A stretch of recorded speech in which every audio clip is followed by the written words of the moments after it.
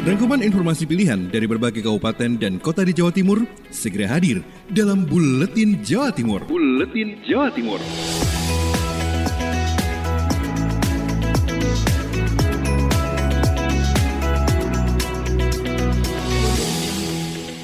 Salam jumpa sahabat, semoga kabar baik senantiasa menyertai. Bersama saya Sonea, segera kita simak bersama rangkuman Buletin Jawa Timur edisi hari ini, Kamis tanggal 22 Oktober 2020. Mengawali Buletin Jawa Timur hari ini, kita ke Probolinggo, Radio Suara Kota FM. Ada rekan saya, Stebi Julianathan, yang mengabarkan semua kelurahan di kota Probolinggo harus tangguh bencana. Wali Kota Probolinggo, Hadi Zainal Abidin, menyerahkan penghargaan dari Gubernur Jawa Timur Kofifa Indar Parawansa kepada Kelurahan Sukoharjo yang didapuk menjadi Kelurahan Tangguh Bencana Keltana tingkat Pratama Provinsi Jawa Timur pada Selasa lalu. Ia berharap semua kelurahan di Probolinggo bakal menjadi Keltana. Kelurahan Tangguh Bencana adalah kelurahan yang memiliki kemandirian dan kesiapsiagaan dalam menghadapi bencana serta mampu memulihkan diri dengan cepat setelah bencana terjadi. Wali kota pun mengapresiasi warga dan seluruh elemen di Kelurahan Sukoharjo yang terlibat atas kesuksesan ini. Piala dan penghargaan yang diterimanya di Gerahadi akhirnya diserahkan kepada Lurah Sukoharjo dan Ketua Forum Pengurangan Resiko Bencana. Ia meminta camat dan BPBD mencari kendala di kelurahan.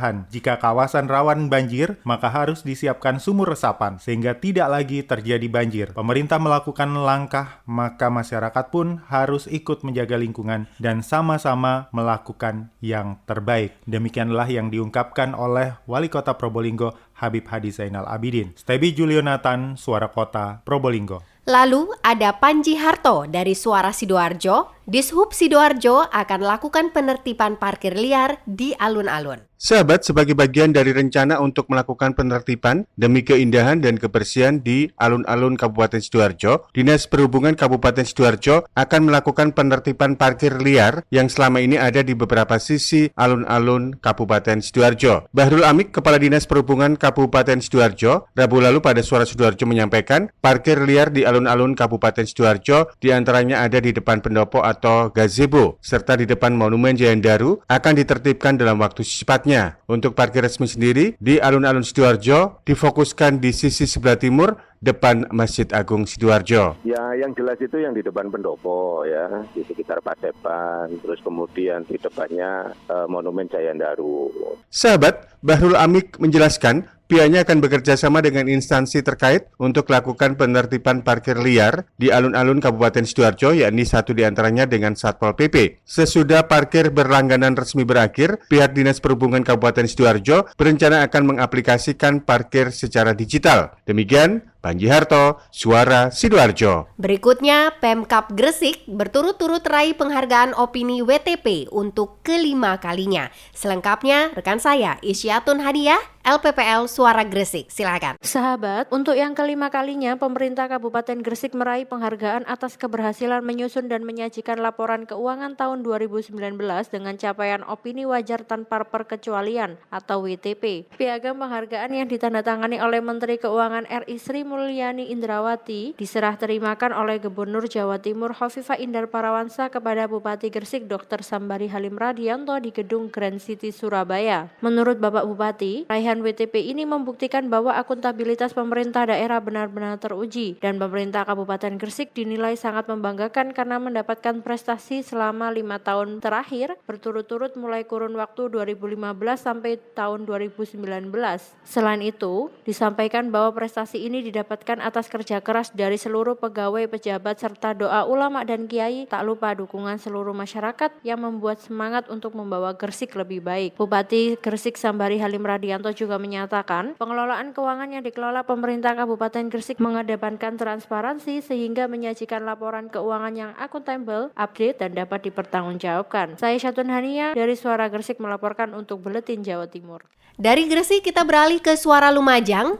Bobi Wijayanto membawa kabar Bupati Lumajang diapresiasi Kapolda Jatim atas upaya penanganan COVID-19. Irjen Pol Muhammad Fadil Imron, Kapolda Jatim, mengapresiasi upaya penanganan COVID-19 di Kabupaten Lumajang. Menurutnya, upaya yang dilakukan pemerintah Kabupaten Lumajang mampu menekan dengan cepat angka kematian dan meningkatkan angka pasien yang dinyatakan sembuh.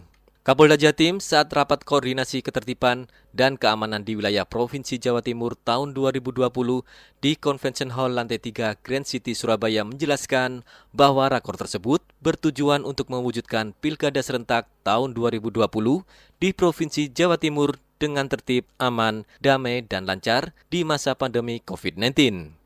Ia berharap penyelenggaraan Pilbub Pilkot serentak tahun 2020 berjalan aman tanpa ada klaster baru dan peningkatan angka pasien terkonfirmasi positif COVID-19. Sementara menanggapi hal tersebut, Thoriqul Haq Bupati Lumajang menyampaikan bahwa dirinya memang sering melakukan komunikasi dengan Kapolda Jatim terkait langkah-langkah yang akan dilakukan. Bupati menilai Kapolda Jatim banyak memberikan bimbingan dan masukan terkait penanganan COVID-19 di Kabupaten Lumajang. Ya, saya memang intens ya dengan Pak Kapolda terkait dengan evaluasi penanganan COVID-19. Nah, kita beberapa waktu yang lalu di zona merah. Dari yang sebelumnya kita di zona kuning, oranye gitu terus. Nah, tiba-tiba kita terhentak dengan klaster baru, klaster rumah sakit. Nah, penanganan cepat itu yang diapresiasi oleh Pak Kapolda. Bobi Wijayanto, Suara Lumajang FM, mengabarkan. Mega Kristi, RGR FM Tulungagung mengabarkan tentang Pemkab Tulungagung mendapatkan predikat WTP tahun 2019. Bupati Tulungagung Dr. Andes Marioto Birowo MM menerima penghargaan untuk pemerintah Kabupaten Tulungagung atas keberhasilannya menyusun dan menyajikan laporan keuangan tahun 2019 dengan capaian opini WTP atau wajar tanpa pengecualian. Penghargaan yang diberikan oleh Menteri Keuangan Sri Mulyani ini diserahkan langsung oleh Gubernur Jawa Timur Dr. Anda Khofifah Indar Parawansa MSI kepada Bupati Tulungagung Dr. Andes Marioto Birowo di Gedung Grand City Surabaya pada acara bertajuk Rapat Koordinasi Ketertiban dan Keamanan di Wilayah Provinsi Jawa Timur tahun 2020. Capaian opini WTP adalah opini audit yang diberikan oleh BPK, Badan Pemeriksa Keuangan, terhadap laporan keuangan lembaga atau pemerintah dengan arti pemerintah dianggap telah menyelenggarakan prinsip akuntansi yang berlaku umum dengan baik. Saya Mega Kristi, 90,1 RGR FM Tulungagung. Dari Persada FM ada Ninda Alivia mengabarkan percepatan penanganan COVID-19.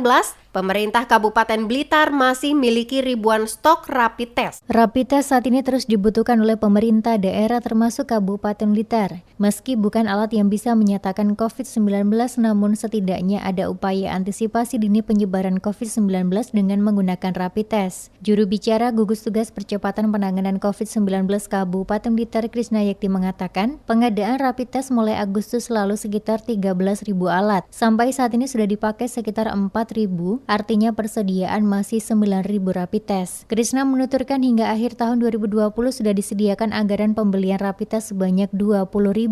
Namun pihaknya tidak langsung membelikannya, melainkan dilakukan secara bertahap. Ini yang perhitungan kita dari bulan Agustus sampai Desember ya. Kalau yang kemarin-kemarin kita ya banyak, kumulatif dengan yang kemarin ya banyak, hampir 20 ribuan mungkin ya. Krisna menambahkan jika dihitung sejak mewabahnya COVID-19, pembelian rapid test bisa mencapai 20.000 lebih. Peruntukan rapid test salah satunya tracing terhadap orang yang kontak erat dengan pasien COVID-19. Ninda Alivia, Radio Persada FM Blitar. Beralih ke kabar Dinsos Ngawi, siapkan 3 miliar untuk 5.000 warga tidak mampu yang terdampak COVID-19. Selengkapnya bersama Suara Ngawi, ada rekan saya, Renata Surya. Silahkan. Dinsos Kabupaten Ngawi mengalokasikan anggaran belanja tak terduga sebesar 3 miliar rupiah untuk jaring pengaman sosial bagi warga tidak mampu yang terdampak pandemi COVID-19. Sedikitnya ada 5.000 warga tidak mampu di Kabupaten Ngawi yang akan mendapatkan bantuan jaring pengaman sosial sebesar Rp200.000 selama 3 bulan mulai Oktober 2020. Tripujo Hardono, Kepala Dinsos Ngawi mengatakan bahwa penerima bantuan adalah sesuai dengan surat keputusan Bupati. Syarat penerima bantuan adalah warga yang belum pernah menerima manfaat program bantuan lain seperti PKH, bantuan pangan non-tunai, bansos tunai, maupun bantuan langsung tunai dana desa. Terkait teknis penyaluran, pemerintah Kabupaten Ngawi melakukan kerjasama dengan Bank Jatim. Tripujo menargetkan bahwa minggu ketiga bulan Oktober diperkirakan bantuan ini sudah dapat dicairkan. Renata Surya, Suara Ngawi. Ralita FM, Kholik Maulidi. Aksi borong premium masih terjadi meski sudah ditegur. Pemkab Pamekasan siapkan sanksi. Aksi borong bahan bakar minyak atau BBM jenis premium di Kabupaten Pamekasan masih marak dilakukan. Aksi itu membuat antrian kendaraan roda 4 mengular hingga ke jalan raya di sejumlah stasiun pengisian bahan bakar umum atau SPBU. Antrian kendaraan roda 4 terlihat di SPBU Jalan Raya Panglekur, Jalan Raya Pintu Gerbang, Jalan Raya Sumeneb, Jalan Raya Larangan Badung, dan Jalan Raya Propo. Warga Desa Keramat, Kecamatan Telanakan Abdul Rokib mengatakan, sebuah mobil pemborong bisa mengisi premium hingga Rp1.000.000 sampai Rp2.000.000. Ia menyampaikan mereka cukup mengganggu karena menyebabkan antrian yang panjang. Rokib menambahkan bahwa pernah ikut antri untuk mendapatkan premium, namun masyarakat umum hanya dibatasi hingga Rp250.000. Sementara para pemborong premium dibebaskan sesuai kapasitas tangki yang digunakan. Bagian Perekonomian Sekretariat Daerah Kabupaten Pamekasan sudah melakukan inspeksi mendadak ke semua SPBU di Pamekasan. Namun hanya satu SPBU yang tidak menjual premium kepada pemborong, tepatnya di Desa Binden, Kecamatan Pasean. Sri Pujiastuti selaku Kabag Perekonomian Setdaka Pamekasan mengatakan, semua SPBU di Pamekasan menjual premium borongan. Bahkan banyak kendaraan yang tangkinya dimodifikasi agar kapasitasnya banyak. Namun, teguran itu hanya berlaku saat ada sidak saja. Setelah petugas pergi, aksi itu kembali dilakukan.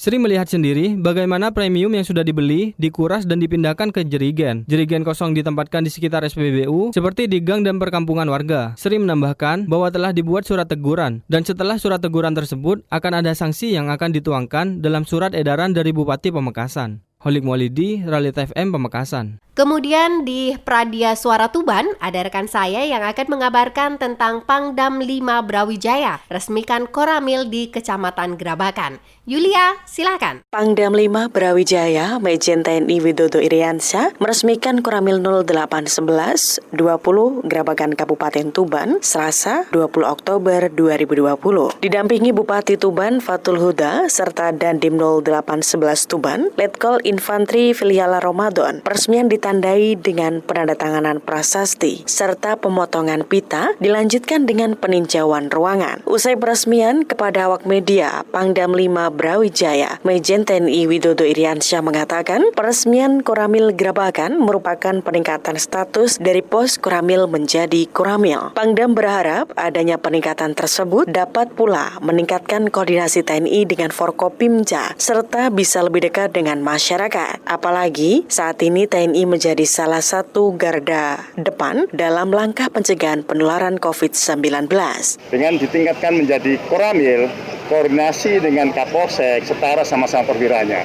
Koordinasi dengan camat itu setara dengan golongannya. Sehingga kita harapkan tidak ada lagi sekat-sekat koordinasi yang istilahnya sungkan. Karena kalau pos Koramil diawali oleh seorang bintara. Itu harapan kami. Dan yang ketiga, dengan keberadaan Koramil Grabakan ini tentunya kita sangat mengharap nanti para Babinsa sudah lebih dekat lagi dengan masyarakat dan melakukan pembinaan secara intensif yang selama ini sudah bagus, kondisinya akan lebih bagus lagi. Yulia, Pradia Suara FM Tuban untuk Buletin Jawa Timur. Di Kota Blitar ada kabar benda diduga peninggalan purbakala ditemukan di area persawahan Kelurahan Karangtengah. Silakan Kirana Nisa, Mahardika FM. Benda diduga peninggalan purbakala itu berbentuk jambangan atau lumpang yang ditemukan di area persawahan belakang STKIP PGRI Blitar, Kelurahan Karangtengah awal bulan lalu. Triman Prasetyono, Kepala Dinas Pariwisata dan Kebudayaan Kota Blitar dikonfirmasi Senin 19 Oktober 2020 mengatakan, temuan benda itu bermula dari laporan warga yang kemudian diteruskan ke Camat Sananwetan. Pihaknya kemudian langsung mendatangi lokasi penemuan. Menurut Triiman, benda mirip lumpang itu memiliki panjang 2 kali 1,5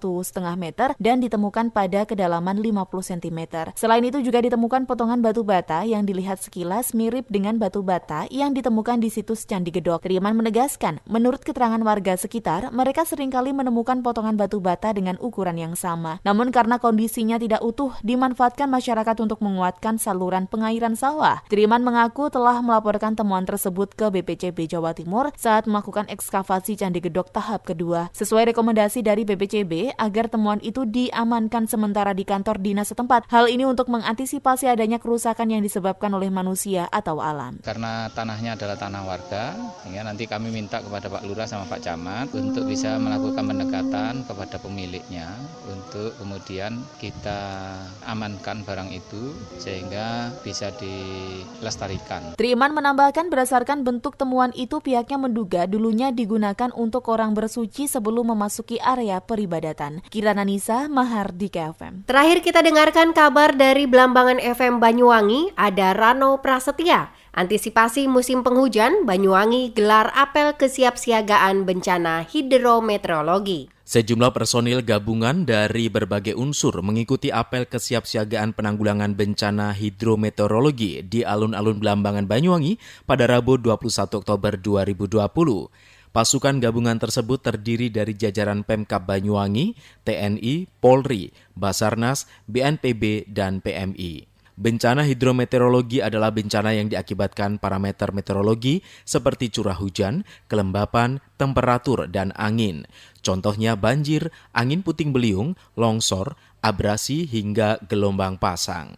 Bupati Banyuwangi Abdullah Aswarana saat memimpin apel tersebut mengatakan Kabupaten Banyuwangi merupakan wilayah yang rawan akan bencana. Potensi bencana Banyuwangi sangat beragam, mulai dari bencana gunung api, gempa bumi, tsunami, tanah longsor, dan banjir. Menurut Anas, kerawanan bertambah seiring dengan masuknya musim penghujan di daerah Banyuwangi yang berpotensi menimbulkan bencana hidrometeorologi seperti tanah longsor dan banjir di sejumlah titik di wilayah Banyuwangi. Anas menilai keberhasilan penanggulangan bencana ini tentunya bergantung pada sistem penanggulangan bencana dengan penunjang sarana dan prasarana yang mumpuni, serta koordinasi yang baik antar stakeholder dan masyarakat di wilayah rawan bencana. Nah, itu tadi sahabat beberapa berita yang berhasil dirangkum untuk Buletin Jawa Timur edisi hari ini. Terima kasih atas perhatiannya, jaga kesehatan, gunakan masker, dan tetap semangat. Saya Sonia, sampai jumpa di Buletin Jawa Timur edisi berikutnya. Rangkuman informasi pilihan dari berbagai kabupaten dan kota di Jawa Timur baru saja sahabat dengarkan dalam Buletin Jawa Timur. Buletin Jawa Timur. Buletin Jawa Timur bisa sahabat dengarkan Senin sampai Jumat jam 8 pagi dan 4 sore. Disiarkan serentak di Lembaga Penyiaran Publik Lokal Suara Sidoarjo, Persada Kabupaten Blitar, Mardika Kota Blitar, Ralita Pamekasan, Suara Sampang, Suara Kota Probolinggo, Suara Lumajang, Suara Pasuruan, Blambangan Banyuwangi, Wika Mojokerto, Suara Gresik, Pradia, Suara Tuban, Malowopati Bojonegoro, Ersal Nganjuk, Suara Madiun, Suara Ngawi, Suara Pacitan, Praja Angkasa Trenggalek, Magetan Indah, dan RGR Tulungagung. Persembahan dari Asosiasi Lembaga Penyiaran Publik Lokal Jawa Timur.